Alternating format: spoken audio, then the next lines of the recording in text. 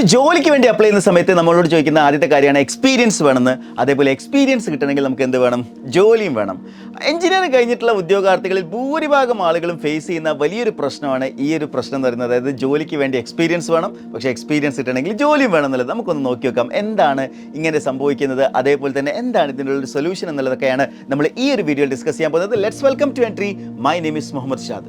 BTech complete ചെയ്ത ശേഷം നമ്മളൊരു ജോലിക്ക് വേണ്ടി അപ്ലൈ ചെയ്യുന്ന സമയത്താണ് ആദ്യമായിട്ട് ഈ ഒരു പ്രശ്നം നമ്മൾ ഫേസ് ചെയ്യുന്നുണ്ടാവുക. കമ്പനികൾ ആദ്യം നമ്മളോട് ചോദിക്കുന്നുണ്ടാവുക, നിങ്ങളുടെ എക്സ്പീരിയൻസ് സർട്ടിഫിക്കറ്റ് ചോദിക്കുന്നുണ്ടാവും. അപ്പോൾ സ്വാഭാവികമായിട്ടും ഒരു ഫ്രഷർ എന്ന നിലയിൽ നമ്മുടെ കയ്യിൽ എന്തുണ്ടാവില്ല? എക്സ്പീരിയൻസ് സർട്ടിഫിക്കറ്റ് ഉണ്ടാവില്ല. അങ്ങനെ നമ്മുടെ ആ ഒരു ജോലി കിട്ടാനുള്ള സാധ്യതയും അവിടെ കുറയുന്നതായിട്ടാണ് നമുക്ക് കാണാൻ സാധിക്കുക. അപ്പോൾ എന്തുകൊണ്ടാണ് കമ്പനി നമ്മൾ ഹയർ ചെയ്യാത്തത് എന്ന് ചോദിച്ചു കഴിഞ്ഞാൽ, തീർച്ചയായിട്ടും നമുക്ക് ഒരു ബിഗിനർ എന്ന നിലയിൽ ഒരു എൻട്രി ലെവൽ സാലറി ഒക്കെ തന്നാൽ മതി, എന്നിട്ട് നമ്മളെ കമ്പനി എന്ത് ചെയ്യുന്നില്ല? ഹയർ ചെയ്യുന്നില്ല. അതിൻ്റെ ഒരു കാരണമാണ് നമ്മൾ നോക്കാൻ പോകുന്നത്. അപ്പോൾ ഒരു കമ്പനി എന്ന് പറയുമ്പോൾ ആ കമ്പനിയുടെ ബിസിനസ് എക്സ്പാൻഷന് വേണ്ടിയിട്ടായിരിക്കും ഒരു എംപ്ലോയിനെ അവർ എന്ത് ചെയ്യുന്നുണ്ടാവുക? ഹയർ ചെയ്യുന്നുണ്ടാവുക. നമുക്കൊരു ഉദാഹരണം നോക്കാം. ഒരു കൺസ്ട്രക്ഷൻ ഫേമാണെന്ന് വിചാരിക്കുക. ആ ഒരു കൺസ്ട്രക്ഷൻ ഫേമിലേക്ക് ഒരു സിവിൽ എഞ്ചിനീയർ എന്ത് ചെയ്യാണ്? അയാൾ ബിടെക് ഒക്കെ നല്ല മാർക്കോട് കൂടി പാസ്സായിട്ട് ആ കമ്പനിയിൽ ഒരു ജോലിക്ക് വേണ്ടി അപ്ലൈ ചെയ്യാണ്. അപ്പോൾ ഒരു ഫ്രഷർ ആയിട്ടുള്ള ആളാണെങ്കിൽ തീർച്ചയായിട്ടും ആ കമ്പനിയെ സംബന്ധിച്ചിടത്തോളം ആളെ ഹയർ ചെയ്യുന്നതിൻ്റെ പർപ്പസ് എന്ന് പറയുന്നത് അവരുടെ ബിസിനസ് വളരെ സ്മൂത്തായിട്ട് റൺ ചെയ്യുന്നതിന് വേണ്ടിയിട്ടും അതേപോലെ തന്നെ ഒരു ബിസിനസ് എക്സ്പാൻഷന് വേണ്ടിയിട്ടൊക്കെ തന്നെയായിരിക്കും അവർ ഈ ഒരു ആളെ ഹയർ ചെയ്യുന്നുണ്ടാവുക. അപ്പം ഇൻഎക്സ്പീരിയൻസ്ഡ് ആയിട്ടുള്ള ഒരാൾ ഹയർ ചെയ്യുമ്പോൾ അവർ ഉദ്ദേശിച്ച കാര്യം നടക്കില്ല എന്ന് മാത്രമല്ല, രണ്ട് രീതിയിലാണ് ഇത് അവരെ എഫക്റ്റ് ചെയ്യാൻ പോകുന്നത്. ഒന്നാമത്തെ കാര്യം എന്ന് പറയുന്നത് ഡെഫിനറ്റ്ലി ഒരു എംപ്ലോയിനെ ഹയർ ചെയ്യുമ്പോൾ അയാൾക്കൊരു സാലറി കൊടുക്കണം. രണ്ടാമത്തെ കാര്യം എന്ന് പറയുന്നത് ഇയാളൊരു ഇൻഎക്സ്പീരിയൻസ്ഡ് ആയിട്ടുള്ള ആളാണെങ്കിൽ ഒരിക്കലും ഒരു വർക്കിൻ്റെ സൂപ്പർവിഷനോ അല്ലെങ്കിൽ വർക്കിൻ്റെ ഇംപ്ലിമെൻറ്റേഷനിലോ ഇയാളെ നേരിട്ട് ഇൻവോൾവ് ചെയ്യാൻ പറ്റില്ല. പകരം അവർ എന്ത് ചെയ്യേണ്ടതായിട്ടുണ്ടാകും? അവരെ ട്രെയിൻ ചെയ്യേണ്ട ആവശ്യമുണ്ടാകും. ഇപ്പോൾ കമ്പനിയെ സംബന്ധിച്ചിടത്തോളം ഇവിടെ രണ്ട് രീതിയിൽ നഷ്ടമാണ്. അതായത് അവർക്ക് റെമ്യൂണറേഷൻ കൊടുക്കാനുണ്ട്, അതേപോലെ തന്നെ അവരെ ട്രെയിൻ ചെയ്യും വേണം. ആൻഡ് ഓൾസോ അവർ ആ കമ്പനിയുടെ വർക്ക് അവർ തന്നെ എന്ത് ചെയ്യേണ്ടി വരും? സൂപ്പർവിഷൻ ചെയ്യേണ്ടി വരും. അപ്പോൾ ആ അർത്ഥത്തിൽ നോക്കുമ്പോൾ ഒരു ഇൻഎക്സ്പീരിയൻസ്ഡ് എഞ്ചിനീയർ വന്നു കഴിഞ്ഞാൽ ഒരു കമ്പനിയെ സംബന്ധിച്ചിടത്തോളം അവർക്ക് വളരെയധികം ഡിഫിക്കൽട്ടീസ് ആണ് അവിടെ വരുന്നത് എന്ന് നമുക്ക് കാണാൻ സാധിക്കുന്നുണ്ട്. അതിൻ്റെ കാരണം എന്താണ്? ഈ വരുന്ന എഞ്ചിനീയറെ സംബന്ധിച്ചിടത്തോളം ബിടെക്കിന് ഒരുപാട് വിഷയങ്ങളൊക്കെ പഠിച്ചു വരുന്ന ഒരു എഞ്ചിനീയർ തന്നെയാണ് ഈ എഞ്ചിനീയർ. പക്ഷേ ഇയാൾക്ക് എന്തറിയില്ല? ഈ ഇൻഡസ്ട്രിയിൽ എങ്ങനെയാണ് വർക്ക് ചെയ്യേണ്ടത് എന്നറിയില്ല.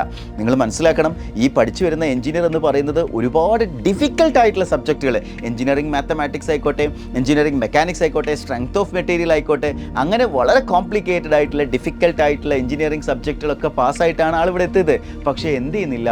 ആൾ ഇൻഡസ്ട്രിക്ക് മാച്ച് ആകുന്ന രീതിയിൽ ഒന്നും തന്നെ ആ ഒരു പഠന കാലഘട്ടത്തിൽ വന്നിട്ടുണ്ടായില്ല എന്നുള്ളത് കൊണ്ട് തന്നെയാണ് കമ്പനിയെ സംബന്ധിച്ചിടത്തോളം ഒരു ഫ്രഷർ എന്ന് പറയുന്നത് അവർക്കൊരു ബേർഡൻ ആയിട്ട് മാറാനാണ് സാധ്യത. അതുകൊണ്ടാണ് കമ്പനികൾ എന്ത് ചെയ്യുന്നത്? ഫ്രഷേഴ്സിനെ ഹയർ ചെയ്യുന്നതിന് പകരം എക്സ്പീരിയൻസ്ഡ് എഞ്ചിനീയറെ ചോദിക്കുന്നത്. അപ്പോൾ അതിൻ്റെ ഒരു കാരണം കമ്പനിയുടെ പെർസ്പെക്റ്റീവിൽ നോക്കുമ്പോൾ കമ്പനിക്ക് ടൈം ഒരുപാട് ലാഭമാണ്. അതേപോലെ തന്നെ ഒരു സ്മൂത്ത് ഓപ്പറേഷനും അവിടെ എന്ത് ചെയ്യാൻ പറ്റും? ഒരു എഫിഷ്യൻ്റ് ആയിട്ടുള്ള എക്സ്പീരിയൻസ്ഡ് ആയിട്ടുള്ള എഞ്ചിനീയർ ആണെങ്കിൽ അവിടെ നടക്കും. അപ്പോൾ അതാണ് ആ ഒരു ഡിസ്ക്രിമിനേഷൻ വരാനുള്ള കാരണം എന്നുള്ളത് ആദ്യമേ മനസ്സിലാക്കുക. And also as a BTech graduate നിങ്ങൾ ആ വർക്ക് ചെയ്യാൻ എലിജിബിൾ ആണോ, അല്ലെങ്കിൽ നിങ്ങൾക്ക് അതിനുള്ള നോളേജ് ഉണ്ടോ എന്നുള്ള കാര്യം നിങ്ങളൊന്ന് ആലോചിക്കണം. നിങ്ങൾ ബിടെക് കാലഘട്ടത്തിൽ നിങ്ങളുടെ സ്കിൽസ് ഇമ്പ്രൂവ് ചെയ്യാൻ എന്തെങ്കിലും കാര്യങ്ങൾ നിങ്ങൾ ചെയ്തിട്ടുണ്ടോ? മിക്കവാറും പേര്, ഞാനടക്കം, അതായത് ബിടെക്കിനൊക്കെ പഠിച്ച സമയത്തൊന്നും എന്ത് ചെയ്തിട്ടില്ല? സ്കിൽസ് എന്ന് പറയുന്നത് അക്വയർ ചെയ്യാനുള്ള ഒരു ശ്രമങ്ങളും നടത്തിയിട്ടുണ്ടായിരുന്നില്ല. പക്ഷേ ആഫ്റ്റർ ബിടെക് നമ്മളൊരു ജോലിയിലേക്ക് ആലോചിക്കുമ്പോഴാണ് ഇതെല്ലാം ഒരു വിഷയമായിട്ട് വരിക. അപ്പോൾ എന്താണ് ഇനി ഇതിനൊരു സൊല്യൂഷൻ? നമ്മൾ ബിടെക്കിന് ഇത്തരം സ്കിൽസ് ഒന്നും നമ്മൾ അക്വയർ ചെയ്തിട്ടില്ല.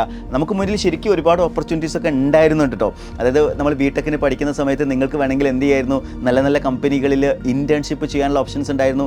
കാരണം എല്ലാ സെമസ്റ്റർ ലീവിലൊക്കെ നിങ്ങൾക്ക് ഇതേപോലെ ഇൻറ്റേൺഷിപ്പുകളൊക്കെ ചെയ്തിരുന്നെങ്കിൽ ഒരുപക്ഷെ നിങ്ങൾ പഠിച്ചിറങ്ങുന്ന സമയത്ത് നോളേജ് ഉള്ള പ്രാക്ടിക്കൽ സ്കിൽസ് ഉള്ള ആളുകളായിട്ട് പുറത്തിറങ്ങി കഴിഞ്ഞാൽ ഒരു കമ്പനിക്ക് നിങ്ങൾ റിജക്റ്റ് ചെയ്യാൻ കഴിയാത്തൊരു സിറ്റുവേഷൻ വരുമായിരുന്നു. ബട്ട് അൺഫോർച്ചുനേറ്റ്ലി നിങ്ങളിൽ എന്ത് ചെയ്തിട്ടില്ല? ഈ പറഞ്ഞ കാര്യങ്ങൾ കൃത്യമായിട്ട് അപ്ഡേറ്റഡ് ആയിട്ട് സ്കിൽസ് നോളേജ് അക്വയർ ചെയ്തിട്ടില്ല. അപ്പോൾ ഇനി എന്താണ് ചെയ്യാൻ പറ്റുക എന്ന് ചോദിച്ചു കഴിഞ്ഞാൽ തീർച്ചയായിട്ടും നെക്സ്റ്റ് സ്റ്റേജ് എന്ന് പറയുന്നത് എക്സ്പീരിയൻസ് എന്നുള്ളതിനേക്കാൾ അതിനപ്പുറത്ത് നമ്മൾ പറയുന്നൊരു വേർഡ് എന്ന് പറയുന്നത് നമ്മുടെ സ്കിൽസിനെ നമ്മൾ എന്ത് ചെയ്യണം? ഇംപ്രൊവൈസ് ചെയ്യുക, അല്ലെങ്കിൽ സ്കിൽസ് നമ്മൾ അക്വയർ ചെയ്യുക എന്നുള്ളത് തന്നെയാണ് ഇതിന് ഒരേ ഒരു സൊല്യൂഷൻ. ഇപ്പോൾ എൻട്രി ഉൾപ്പെടെയുള്ള പല പ്ലാറ്റ്ഫോമുകളിലൂടെ നിങ്ങൾക്ക് എന്ത് ചെയ്യാൻ പറ്റും? ഈ ഒരു സ്കിൽസിനെ ഇംപ്രൊവൈസ് ചെയ്യാൻ പറ്റും. ഫോർ എക്സാമ്പിൾ പറയുകയാണെങ്കിൽ ഒരു സിവിൽ എഞ്ചിനീയറെ സംബന്ധിച്ചിടത്തോളം എൻട്രിയിൽ നമ്മൾ ഒരുപാട് ഇതേപോലുള്ള കോഴ്സുകൾ കൊടുക്കുന്നുണ്ട്. ഫോർ എക്സാമ്പിൾ ക്വാണ്ടിറ്റി സർവേയിങ്, അതേപോലെ തന്നെ BIM, അതേപോലെ സ്ട്രക്ചറൽ ഡിസൈൻ പോലുള്ള കോഴ്സുകൾ സിവിൽ എഞ്ചിനീയേഴ്സിനുണ്ട്.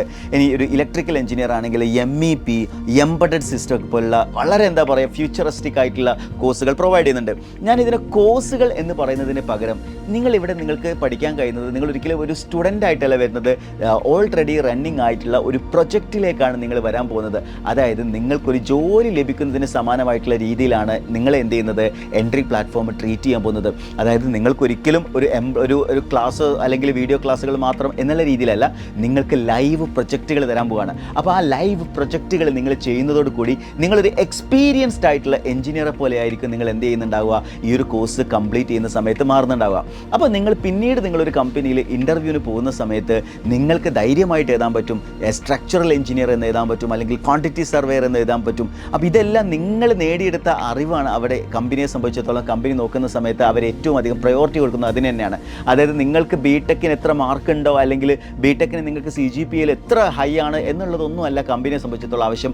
കമ്പനിയെ സംബന്ധിച്ചിടത്തോളം നിങ്ങൾ ആ വർക്കിൽ എത്ര സ്മൂത്തായിട്ട്, എത്ര എഫിഷ്യൻ്റ് ആയിട്ട്, എത്ര ടൈം മാനേജ്മെൻറ്റോട് കൂടി ചെയ്യാൻ പറ്റും എന്നുള്ളത് തന്നെയായിരിക്കും. സോ നിങ്ങൾ ഒരിക്കലും ബിടെക് കഴിഞ്ഞ ഉദ്യോഗാർത്ഥികൾ ഡെസ്പറേറ്റ് ആയിട്ട് ഇരിക്കുകയല്ല വേണ്ടത്. നിങ്ങൾ സെൽഫ് മോട്ടിവേറ്റഡ് ആയിട്ട് ഈ വന്നിരിക്കൊണ്ടിരിക്കുന്ന പുതിയ പുതിയ അപ്ഡേറ്റുകൾ, ടെക്നോളജിക്കലായിട്ടുള്ള അപ്ഡേറ്റുകൾ കൃത്യമായിട്ട് അപ്ഡേറ്റഡ് ആയിട്ട് നിൽക്കുകയാണെങ്കിൽ ഒരിക്കലും നിങ്ങൾക്ക് ഈ ഇൻഡസ്ട്രിയിൽ ഔട്ടായി പോവില്ല. എന്ന് മാത്രമല്ല നിങ്ങൾക്ക് നല്ല രീതിയിൽ പ്രൊമോഷൻ സാധ്യതയുണ്ട്. ഇപ്പോൾ ഓൾറെഡി നിങ്ങൾ ഏതെങ്കിലും ഒരു ഫേമിലൊക്കെ വർക്ക് ചെയ്യുന്ന ആളുകളുണ്ടാവും, ഇനീഷ്യലി ഒരു പ്രത്യേകിച്ച് സ്കിൽസ് ഒന്നും ഇല്ലാണ്ട് തന്നെ ഫ്രഷറായിട്ട് കമ്പനിയിലൊക്കെ കയറിയിട്ടുണ്ടാവും. നിങ്ങളും എന്ത് ചെയ്യണം, നിങ്ങളുടെ സ്കിൽസ് ഇമ്പ്രൂവൈസ് ചെയ്യണം. അല്ലെങ്കിൽ ഒരിക്കലും നിങ്ങൾ ഉദ്ദേശിച്ച പോലെ ഒരു ഗ്രോത്ത് നിങ്ങൾക്ക് ലഭിക്കില്ല, ഒരു പ്രൊമോഷൻ സാധ്യത നിങ്ങൾക്ക് ലഭിക്കില്ല. അതുകൊണ്ട് നിങ്ങൾ എന്ത് ചെയ്യുക, എല്ലായ്പ്പോഴും നിങ്ങളുടെ സ്കിൽസ് അപ്ഡേറ്റ് ചെയ്തുകൊണ്ടേയിരിക്കുക. എൻട്രി പ്ലാറ്റ്ഫോമിലുള്ള നമ്മുടെ ഈ ഒരു സ്കിൽസുകൾ സിവിൽ എഞ്ചിനീയേഴ്സിനും ഇലക്ട്രിക്കൽ എഞ്ചിനീയേഴ്സിനും ഒക്കെ നമ്മൾ നൽകുന്ന ഈ മെക്കാനിക്കൽ എഞ്ചിനീയേഴ്സിനൊക്കെ നമ്മൾ എന്ത് ചെയ്യുന്നുണ്ട്, അപ്ഡേറ്റഡ് ആയിട്ടുള്ള ലേറ്റസ്റ്റ് ആയിട്ടുള്ള ഇൻഡസ്ട്രി മാച്ച് ആയിട്ടുള്ള കോഴ്സുകളാണ് പ്രൊവൈഡ് ചെയ്യുന്നത്. അപ്പോൾ ഈ കോഴ്സുകളെ കുറിച്ചൊക്കെ കൂടുതൽ അറിയാൻ താല്പര്യമുള്ള ആളുകൾ താഴെ കൊടുത്തിരിക്കുന്ന ഗൂഗിൾ ഫോം ഒന്ന് ഫില്ല് ചെയ്യുക. അതേപോലെ സ്ക്രോൾ ചെയ്തിരിക്കേണ്ട നമ്പറിൽ കോൺടാക്ട് ചെയ്താലും ഇൻഫർമേഷൻസ് ലഭിക്കുന്നതായിരിക്കും. അപ്പോൾ ഒരിക്കലും നിങ്ങൾ എന്ത് ചെയ്യരുത്, ഞാൻ നേരത്തെ പറഞ്ഞ പോലെ ഡെസ്പറേറ്റ് ആവുകയല്ല വേണ്ടത്, അപ്ഡേറ്റഡ് ആവുക എന്നുള്ളത് തന്നെയാണ് ഇതിന് ഒരേ ഒരു സൊല്യൂഷൻ എന്ന് പറയുന്നത്. അപ്പോൾ ഒരു ജോലി വേണമെങ്കിൽ എക്സ്പീരിയൻസ് അല്ല വേണ്ടത്, ഒരു ജോലി വേണമെങ്കിൽ സ്കില്ല് വേണം.